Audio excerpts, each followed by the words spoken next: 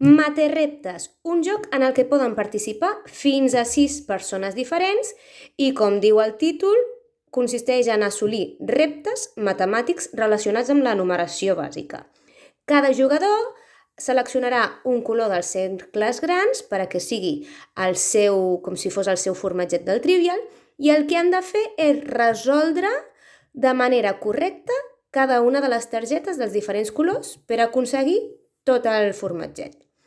El vermell són les sumes, el groc són restes, el taronja és dir quin és el número més gran, el verd quin és el número més petit, el blau anterior i posterior, i el lila és un problema que resol amb una suma o amb una resta. Com marquen que ja han aconseguit algun dels formatgets?